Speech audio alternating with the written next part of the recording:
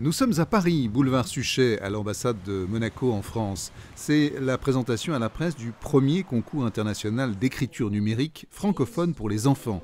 Un concours imaginé, porté et organisé par une toute jeune association. Elle a été créée il y a tout juste 3 ans, Femmes Leaders Mondiales à Monaco. C'est la consécration, donc après 3 années de travail.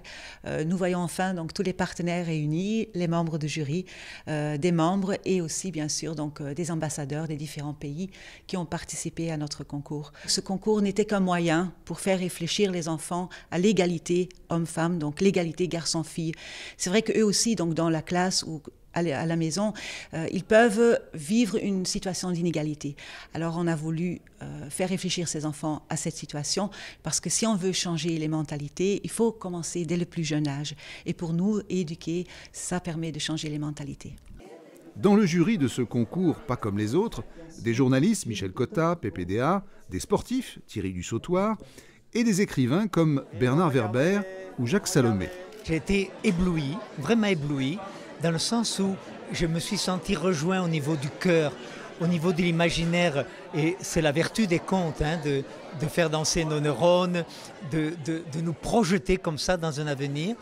Et j'ai trouvé vraiment d'abord une écriture belle, à la fois simple, puis avec des ramifications profondes.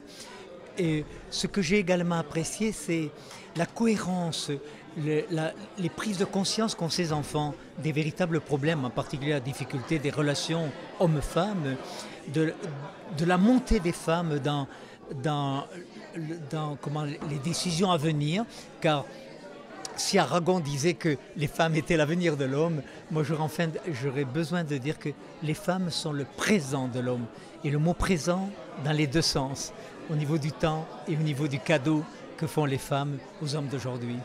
C'est au mois de mars prochain, le 20 mars, à Monaco, que les lauréats de ce concours au cœur des mots seront honorés. Tous les participants, des enfants de 10 à 13 ans de 19 pays, recevront un cadeau, des livres bien sûr, un témoignage de la vitalité de la francophonie à travers le monde. La francophonie s'est en quelque sorte reconnue dans ce projet qui au départ était forcément francophone, mais la francophonie a apporté son soutien au projet et je pense que c'est une bonne idée que de fêter ça le jour de la francophonie. Ça a suscité vraiment mon intérêt pour ce projet qui est un projet magnifique, qui est non seulement un projet qui met en exergue toutes les valeurs sur lesquelles que nous partageons, mais aussi un projet qui est très spécial parce qu'il touche au cœur du quotidien des enfants sur place et qui leur offre aussi une plateforme de communication qui est très importante.